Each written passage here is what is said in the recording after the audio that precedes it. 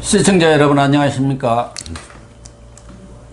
8월 25일 시사정담 시작하겠습니다. 시청자 여러분, 나는 임차인입니다 라는 국회 5분 발언으로 화제를 모았던 국민의힘 윤희숙 의원이 오늘 의원직 사퇴와 대선 불출마를 선언했습니다.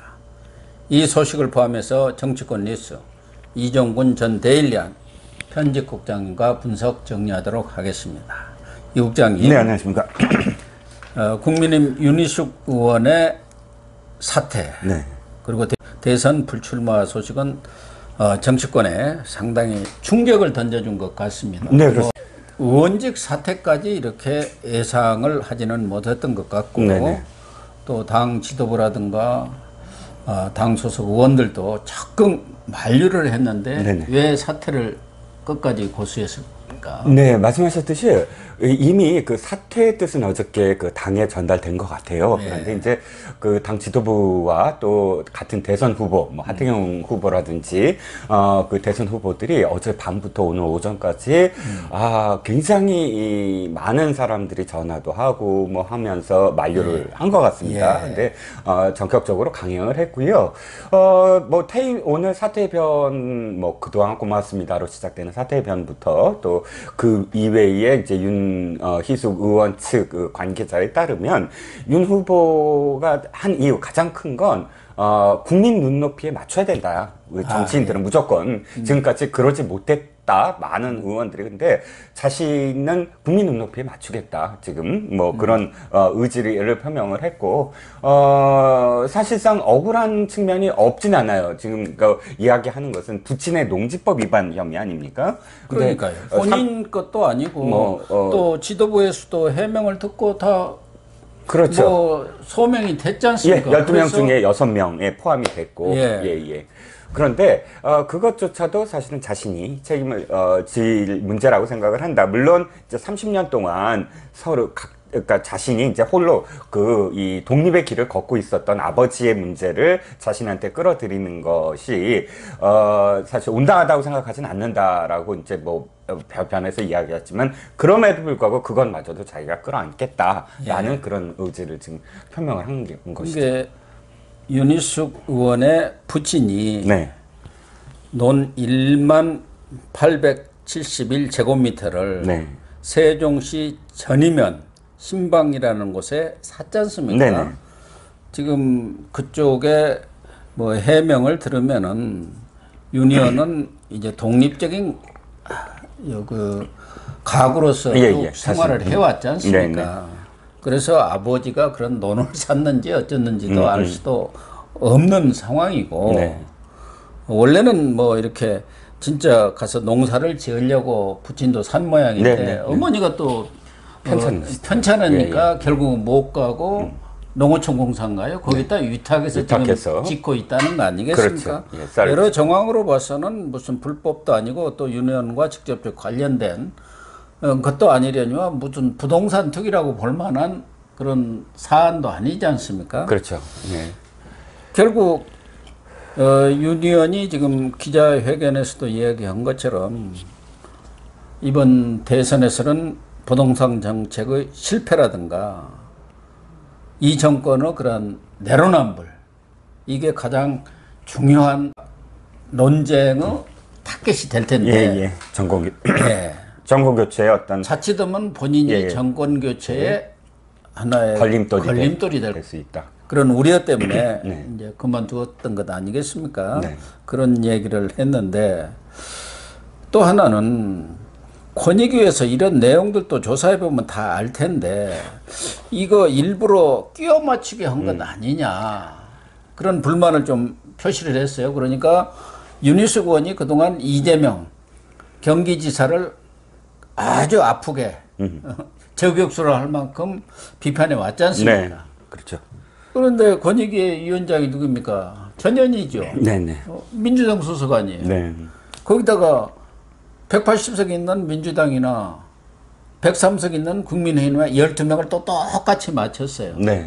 이런 것에 대한 불만이랄까? 그런 것도 지금 표출이 된 거 아닙니까? 그렇죠. 그러니까 사실 뭐 정확하게 증거가 있어서 이건 정말 자기적이다라고 이렇게 이렇게 전격적으로 비판할 수는 없지만 그럼에도 불구하고 어떻게 숫자가 이렇게 똑같냐 이거죠. 예. 174명의 그 12명 뭐 더불어민주당 그렇고 이쪽 104명의 12명 어떻게 12명이라는 숫자를 또 딱 맞췄는지 하필이면 공교롭게도 그 12명 중에 한 4명? 5명? 하나, 둘, 셋, 넷, 5명이 특정 후보의 캠프에 무슨 예. 본부장 등 뭐 직위가 있는 그런 그 사람들입니다. 이것도 사실 그 후보가 선두권에 있는 어떤 후보이기 때문에 이것도 사실 말이 많죠. 타격을 입을 수밖에 없는 그렇죠. 그런 상황이죠. 그렇죠. 지금 여러 가지로. 예, 여러 가지로.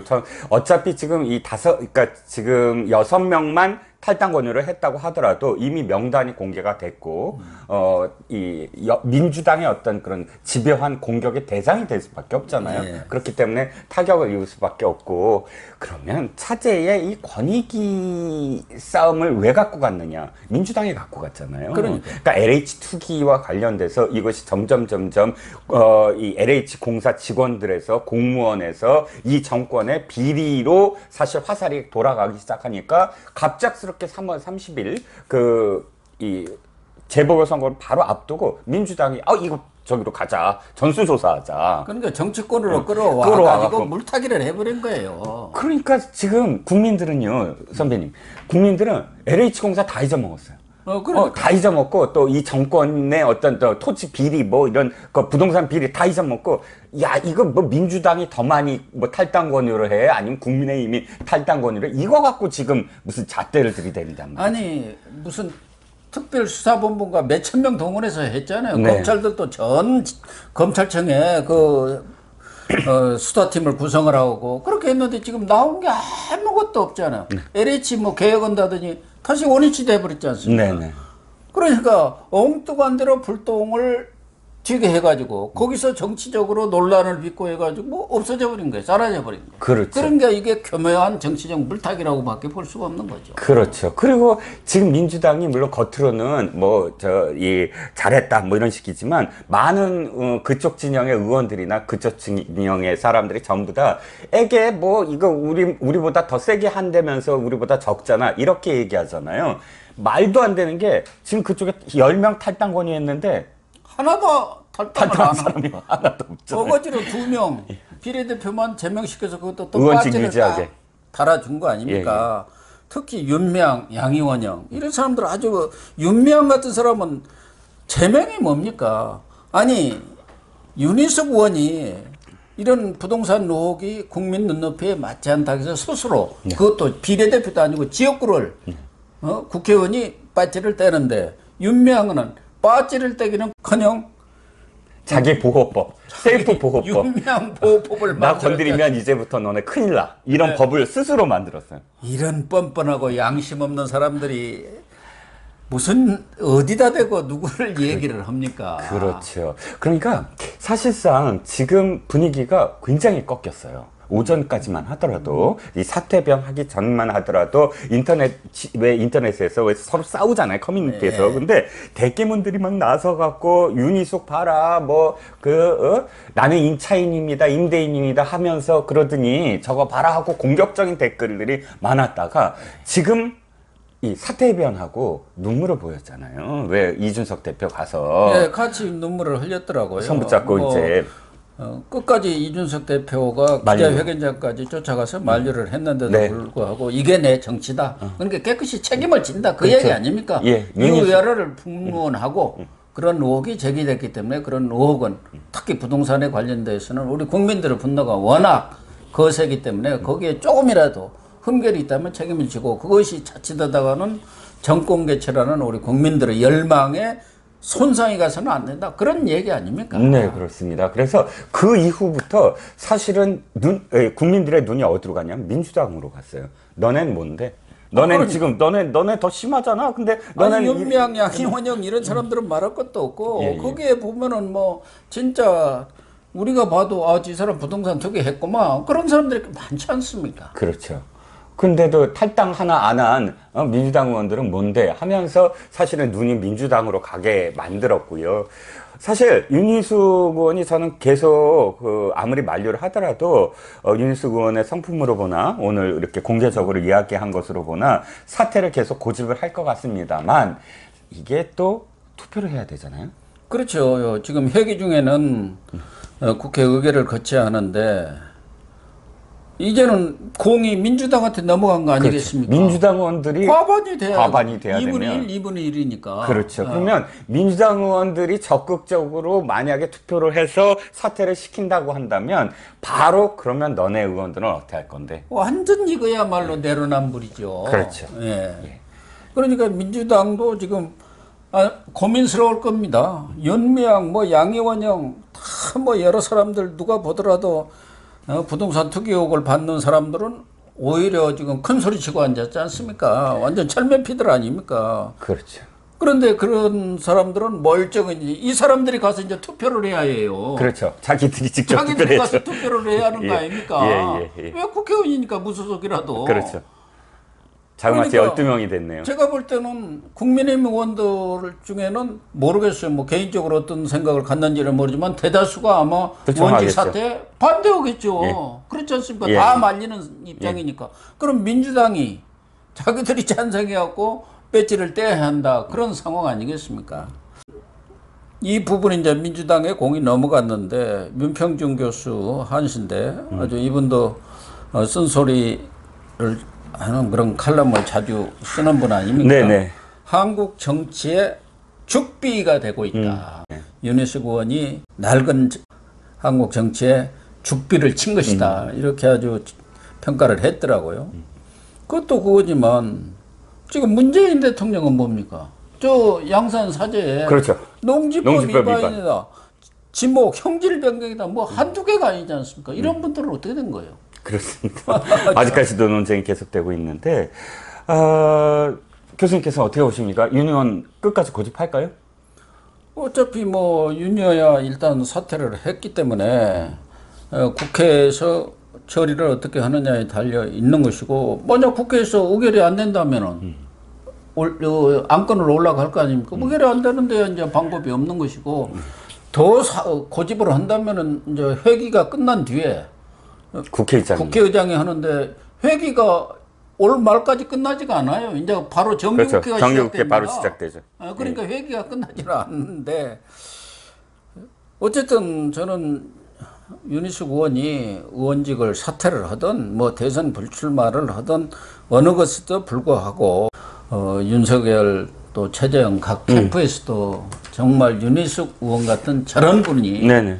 제대로 된 정치를 하는 분이고 또 경제에 아주 전문적인 식견을 갖고 있기 때문에 캠프로 와줬으면 좋겠다.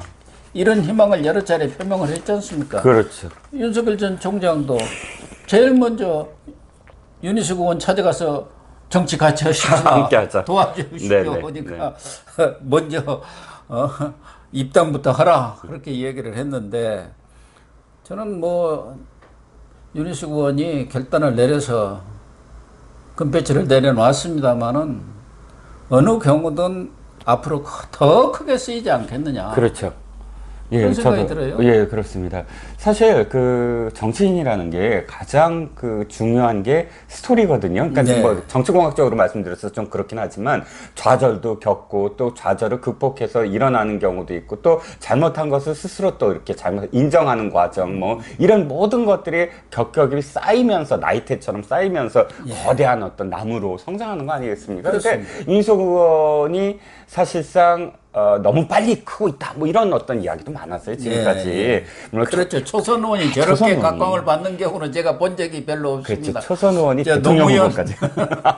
전 대통령 빼고는 별로 아니, 없었죠. 그래도 노무현 대통령은 진짜 제가 말씀드린 것처럼 스토리가 많잖아요. 예. 스토리가 엄청 쌓여 있는데 윤희숙 의원의 이번 어떤 그런 이 부동산 관련 의혹과 그 다음에 전격적으로 사퇴 변까지의 과정을 보면 이 사람이 진짜 간단한 어떤 정치인이 아니구나. 예. 말만 잘하는 정치인이거나 혹은 똑똑한 정치인. 그러니까 경제는 똑똑해. 그런 뭐 어떤 분야에만 뭐 똑똑한 그런 이 경제학자 출신이거나 이런 게 아니라 야, 정말 이 정치 일을 어떻게 해야 되고 또 유권자들이 어떻게 생각을 하고 있고 또 당을 위해서 내가 무엇을 해야 되고 이런 것들이 사실 굉장히 복합적으로 고려가 되는 게 이 정치 행위 아니겠습니까? 예. 저는 이 사태를 보면서 이 사람 굉장히 큰 그릇이 될 수 있는 사람이겠구나라는 생각이 탁 들더라고요. 그럼요. 예. 그래서 배지를 떼더라도 대선 전국에서는 큰 역할을 하지 않겠나 그런 생각을 합니다.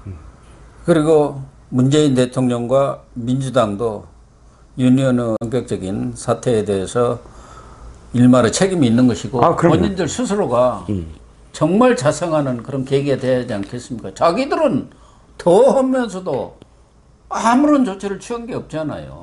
그러니까 참 윤희숙 의원의 이 사실 사퇴가 여러 가지로 곤혹스럽게 만들 거예요. 이제부터 만약에 민주당 후보들이나 민주당 의원들이 야당의 뭐 부동산 이 전수 조사라든지 혹은 뭐 부동산 의혹에 대해서 공격을 할 때마다 등장하는 게 사실 윤희숙 의원의 이 전격 사퇴거든요. 곧바로 이게 미러링이라고 표현하죠. 반사가 됐죠. 너네는 사퇴하는 의원 하나라도 있냐?